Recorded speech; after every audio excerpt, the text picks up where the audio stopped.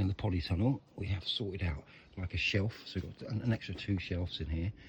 So I do need to water all the vegetable seedlings a little bit later because they are quite dry, to be honest with you. But it's best to give them less water rather than too much. So I am hoping probably in the next, 2-3 weeks, we might be able to get a few of these planted outside. These are the cuttings which we actually took. So these are like the Hebes. And then we've got like a selection of the Euonymus, I think they're called. So you sort of see all those. And there's another selection here as well. And then in the other 2 tubs, we've got like different types of fuchsias. But I should have really taken the leaves off, but I didn't. But I'm pretty sure they're still root because the main stem is still standing up. And then with the flower seeds, the lupins, I mean, a few of them have actually started germinating, but some are a lot more advanced than others. And then when you look at this tray here, there's only one in the whole tray.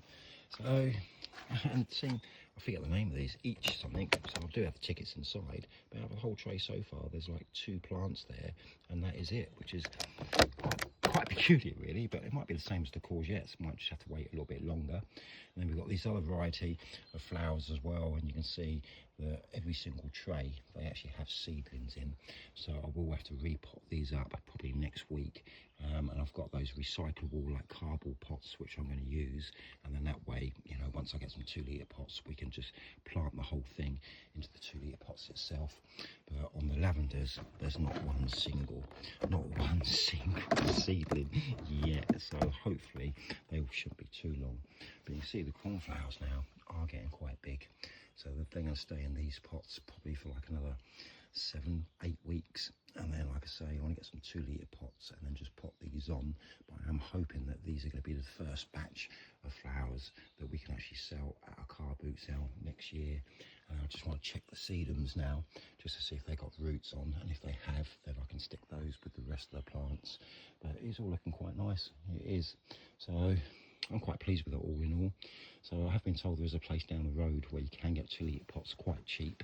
So I got told, is it 24p or something? But if you buy them from like Homebase, B&Q and stuff, they'll cost you an absolute fortune.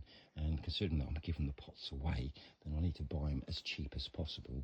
The ones down the road, I think for 24p each, are used pots. But at the end of the day, I don't really mind because I'm not keeping them. So I'm quite pleased with the way it's all looking. So we can still probably put another 2 shelves up if we need them. So at least we've got space underneath.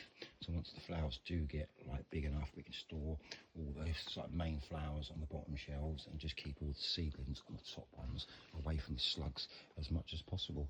But happy days. And it's still rather grey and overcast, and it still does feel quite cold. But I do think we are going to have a little bit of rain later. But at least that saved me all in the garden. Lovely jubbly.